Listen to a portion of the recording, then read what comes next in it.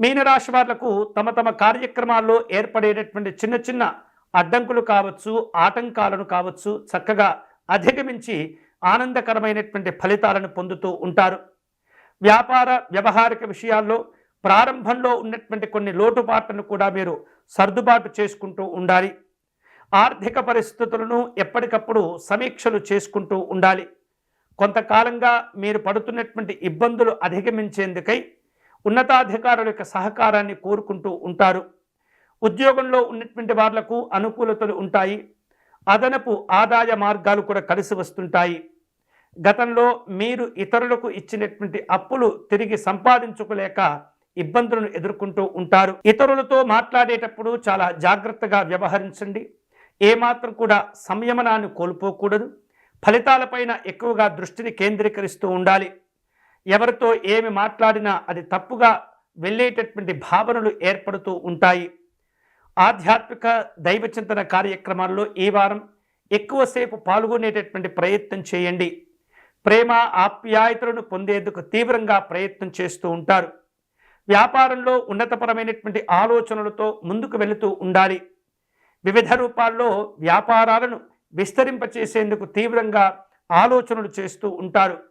జీవిత భాగస్వామి యొక్క సహకారం సంపూర్ణంగా ఉపయోగపడుతుంది.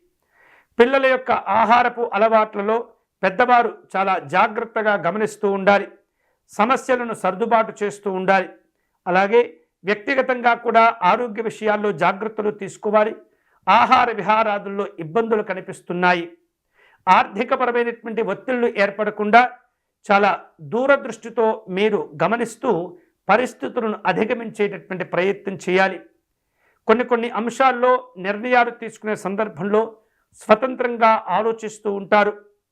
ఉద్యోగ వ్యాపారపరమైనటువంటి కార్యక్రమాల్లో కొన్ని అంశాలను రహస్యంగా చేపట్టేటటువంటి ప్రయత్నాలు చేస్తుంటారు.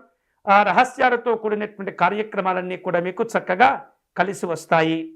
ఈ వారం మీరు శుభకరమైనటువంటి ఫలితాలు పొందేందుకై వరమహాలక్ష్మి అమ్మవారిని ఆరాధించే ప్రయత్నం చేయాలి. మహాలక్ష్మి అమ్మవారిని తామర పుష్పాలతో కానీ గులాబీ పుష్పాలతో కానీ అర్చించేటటువంటి ప్రయత్నం చేయండి. అన్ని విధాలుగా కలిసి వస్తుంది. అలాగే అమ్మవారికి ఆవు పాలల్లో కుంకుమ పువ్వును కలిపి అమ్మవారికి నివేదించేటటువంటి ప్రయత్నం చేయండి. వీలైతే పేదవారికి అన్నదానం చేయటం, కాయగూరలు దానం చేయటం ద్వారా మహాలక్ష్మి అమ్మవారి యొక్క అనుగ్రహం సంపూర్ణంగా మీరు పొందగలుగుతారు. మీ కార్యక్రమాల్లో కూడా ఉన్నతపరమైనటువంటి ఫలితాలు ఏర్పడతాయి. ఇవి ఈనాటి వార ఫలాలు. తిరిగి వచ్చే వారం మళ్ళీ మన వార ఫలాలు కార్యక్రమంలో కలుసుకుందాం. అంతవరకు సెలవు. స్వస్తి.